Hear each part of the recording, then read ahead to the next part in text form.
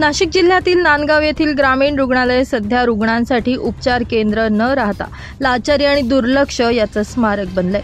नांदगाव तालुक्यातील जामदरी येथील गर्भवती महिला नांदगाव ग्रामीण रुग्णालयात प्रसूतीसाठी दाखल झाली।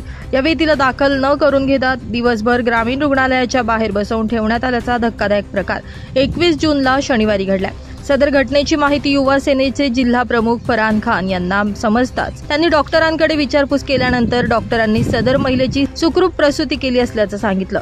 दरम्यान रुग्णालयाच्या या आक्षेपार्ह कृतीबद्दल नांदगाव तालुक्यातील नागरिकांमध्ये संताप व्यक्त केला जातोय। नांदगाव तालुक्यातील जामदरी येथील एक गर्भवती महिलेला दिनांक 21 जून 2025 ला शनिवारी सकाळी 10 वाजेच्या सुमारास नातेवाईकांनी प्रसूतीसाठी नांदगाव येथील ग्रामीण रुग्णालयात आणलं होतं। मात्र त्यावेळी गर्भवती महिलेला वेगवेगळी कारणं देत प्रसूतीसाठी दाखल करून न घेता सदर महिलेला दिवसभर ग्रामीण रुग्णालयाच्या बाहेर बसवून ठेवण्यात आलं। सदर महिलेची सीझर करावी लागणार असल्याचं सांगत त्यासाठी डॉक्टर उपलब्ध नसल्याचंही कारण यावेळी देण्यात आलं।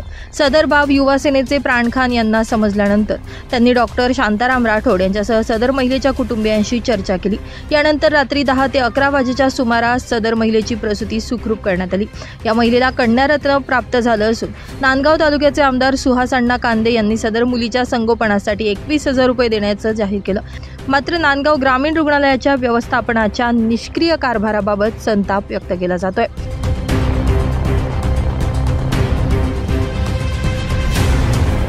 नाशिक माझा न्यूजसाठी किरण बागुल, नांदगाव।